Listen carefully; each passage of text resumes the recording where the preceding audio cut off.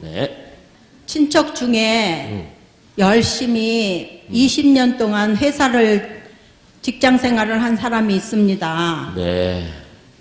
그런데 회사에서 네. 구조조정과 명예퇴직 이야기가 나오면 네. 혹시나 자기가 내가 걸리지 않을까 하는 불안감에 잠을 못 이루고 있답니다. 네, 그런 사람이 한둘이 네, 아닙니다. 그래서 불안감이 어떨 때는 불안감이 더해서 네. 하면 안 되는 생각까지 하게 된답니다. 네, 네, 그럴 때는 어떻게 해야 될까요? 저런 우리 앉으세요. 참 제가요 저런 질문을 받을 때나 저런 상황에 처한 사람들 만나뵐 때는요 제 옛날 생각이 납니다. 제 옛날 얘기를 많이 들려줘요. 누가 모시고 오면 제가 만나서 제 옛날 얘기를 합니다. 이렇게 여러분 우리 저 보살님께서 그런 질문을 해줬는데 제가 답변을 하겠지만요 답변할 때마다 참 이렇게 격세지감이 있구나 그런 느낍니다. 윌리엄 카우스 리포트에 보면 스탠포드 대학 경영학부 과장인데요. 이 사람이 미국의 100대 기업 CEO들 100대 기업의 CEO들을 쭉 전부 다 앙케트를 조사해 보니까 너무 웃기는 게 94명, 90명 이상이 자살의 충동을 느낀 경험이 있다 이랬습니다. 자살을 해야만 되겠다라고 생각했던 위기가 있었다 이랬습니다. 자, 저는 여러분이 아실까 모르실까 모르겠는데 어쨌든 간에 파란만장한 세상을 살아오다가 신문사에 입사를 했어요. 그것도 뭐냐면 이게 자랑이 아니라 저는 솔직히 말씀드려가지고 물론 제 자신이 부족하다고 생각한 적은 없지만 어떤 여러 가지 가정사정이나 여러 가지 어려움으로 인해가지고 험난한 그런 길을 많이 걸어오다가 신문기자 시험을 뽑는데 그것도 중앙지니까 학력이 뭔가 상관없는 기자를 뽑는다. 그래서 3,300명인가 많은 사람이었는데 10여 명 안팎을 뽑는데 거기에 걸려드는 거예요. 제가 무슨 말씀 드리는 거 아니? 정말 내가 이 회사에 입사해서는 정말 멸사봉공해야 되겠다. 죽기 살기로 이 회사에 충성을 다하고 나의 뜻을 좀 펼쳐봐야겠다. 전 정말로 열심히 일했습니다. 정말로 모든 걸 걸고 서울대학교 나온 친구가 있는데 그 친구 떨어졌는데 내가 붙었으니까 말이죠. 이 회사는 정말 나를 알아주는구나. 그 정말로 길길이 뛰었습니다. 근데 이상하게 제가 커나온 배경이 어려워서 그런지 정말 운동권 비슷하게 이 세상을 좀 뭔가 너무 어려운 사람들이 살기 힘든 세상이다. 제도를 좀 바꿔야 되지 않겠냐. 운동권 친구들하고 막 어울리다 보니까 운동권을 몰리게 됐어요. 그러다가 이제 회사에서 리스트가 내려온 거죠. 너희 회사에서는 이놈 잘라라. 제가 리스트에 제일 앞라인에 올라가지고 정말로 제가 청운의 모든 걸 던져서 멸사봉공해서 정말 생명을 걸고 뛰었습니다. 이런 상황 저런 상황 물불을 안 가리고 그랬는데 정말로 모가지가 날아갔는데 그 당시에 저는 가정을 가지고 있었습니다. 가정이 박살났었어요.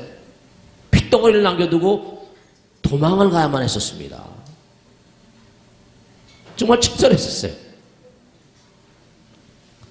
그런데 정말로 도망을 가니 누가 날 반겨줄 사람이 있습니까? 아무도 반겨줄 사람 없고 산골로 누가 잡히면 영창 가니까 그 당시에 친구들이나 선배들 가운데는 잡혀서 영창 가서 몇 년씩 살고 나옵니다. 저도 고문도 많이 받았으니까. 토굴에 살면서 토굴에 사는 스님들 신세를 지게 됐습니다. 저 후미진 곳에.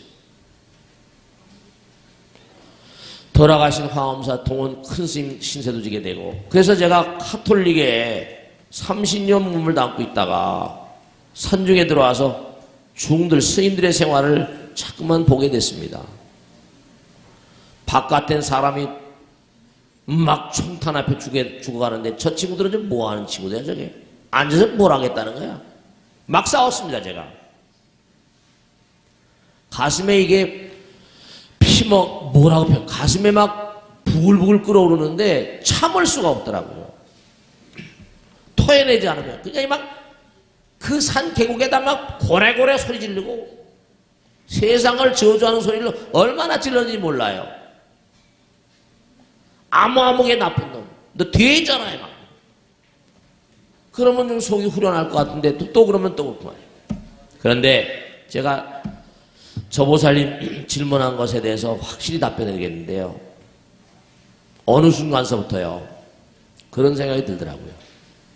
야, 부처님 제자들, 스님들하고 살다 보니까 재행이 무상이라는 말 있잖아요. 이미 흘러가 버린 것은 뭐라? 흘러간 물에 발을 2번 담글 수 없고, 흘러가 버린 거니까. 아, 그래요. 참, 부처님 말씀 워낙에 위대하시니까, 제가 어느 순간서부터 말이죠, 생각을 바꿔먹기로 했어요. 야, 이렇게 매일 욕이나 하고 산 계곡에다 대면 저 산에 있는 수풀들이 날 욕하겠다. 매일 욕을 하니까 저 자식은 저 산에 와가지고 매일 우리 욕하는 얘기만 하냐고. 응? 저 스님들은 매일 저렇게 염불하고 기도를 하는데 나는 매일 욕만 하니 이게 되겠어요? 그래서 생각을, 이거 저 소나무하고 저 낙낙장송이 서 있는데 내가 매일 욕하면 저 소나무들이 나 욕한다고 날 욕할 것 같은 생각이 들더라니까요. 그러면서 아는 토울 스님들이 너 그러지 말라고. 그러다가 병나면 어떡하냐고 말이죠. 너 남 자꾸만 욕하면 네 몸에도 나쁜 게 생긴다고 막 이러면서. 그런 얘기를 들으니까 또 김새잖아요. 이거 안 되겠구나. 생각을 바꿔먹기로 하고, 그래서 이제 스님들이 왜 이렇게 들어와서 이 골짜구니에 사나 대화를 나누기 시작했어요. 그래서 저한테 그러시더라고요. 네가 하도 그렇게 열불이 나면 네가 말이야 전생에 무슨 업을 져서 여기 왔는지 한번 열심히 기도를 해보면, 전생이라는 말 하는 전생, 난 전생을 인정하지 않더니까. 네가 열심히 기도를 하게 되면 뭔가를 알게 될 거라고, 느낌이 올 거라는 거예요. 제가 생각을 바꾸고 나니까 세상이 달리 보이더라고요. 생각을 바꾸고 나니까 좀 새로운 패턴으로 좀 살아보자. 제가 그분한테 말씀드렸는데요. 설령 회사에서 떨려난다 하더라도 하나도 걱정하지 말라고 그랬어요. 생각을 바꿔놓으면 뜻 있는 곳에 뜻이 생각이잖아. 길이 있기 때문에 몸과 마음을 다해서 하늘이 나를 지켜주시고 부처님이 나를 지켜준다는 확신 가운데서 내가 설령 회사에서 목이 잘린다 하더라도 과감하게 용감하게 그 일을 수용을 하고 어떻게 할 것인가. 왜 내가 회사에서 구조조정이 되어야만 했던가. 제가 사실은 회사에서 그 생각 잘려나면서 왜 내가 구조조정사인가. 제가 이제 제 책에도 썼습니다만 제가 생각했어요. 나라 제도를 바꾸고 뭘 제도를 바꾸는 것보다, 그래 그것도 올바른 방법이 오겠지만 나 자신의 생각을 바꾸는 게 중요하겠구나.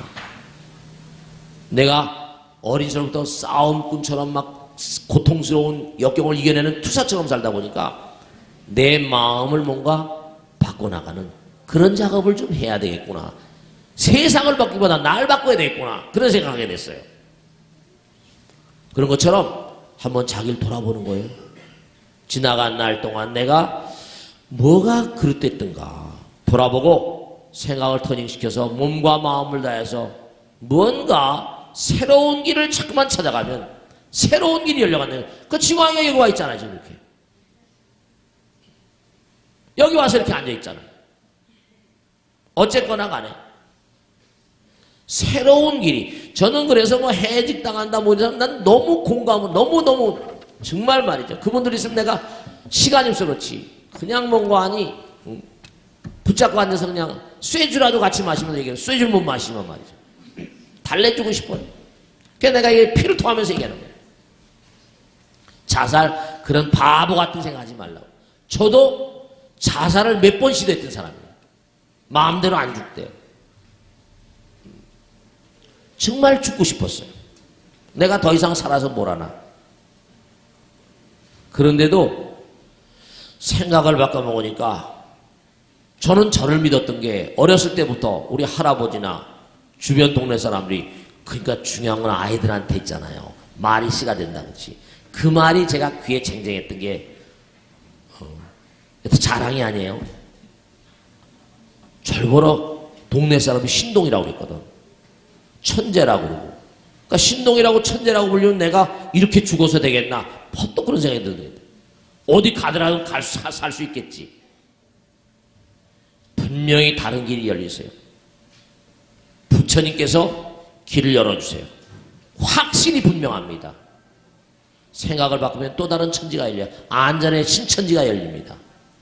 또 다른 세계가 열리고 또 다른 그런 세상이 열릴 거니까 절대로 내가 설령 뭐가지 날아간다 하더라도 걱정하지 마시라고. 과감하게 받아들이고 정말로 말이죠. 죽는 건 분명한 사실. 부처님께서 말씀하지만 정말로 이기는 사람이 살아남는 게 아니라죠. 살아남는 사람이 뭐라? 이기는 거예요. Fighters fight. 우린 광활한 우주 가운데서 자 마지막으로 마무리되겠습니다.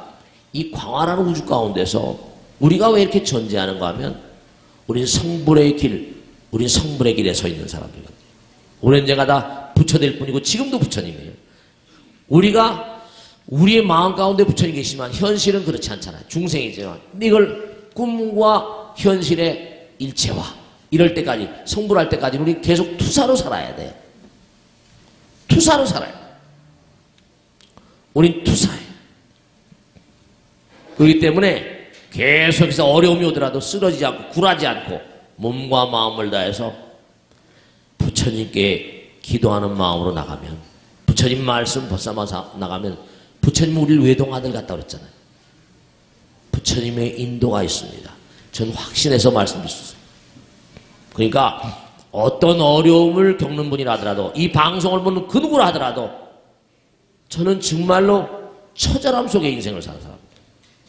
부처님께서 아마 이런 방송을 하라고 그런 체험을 나에게 주셨는지도 모르겠어요.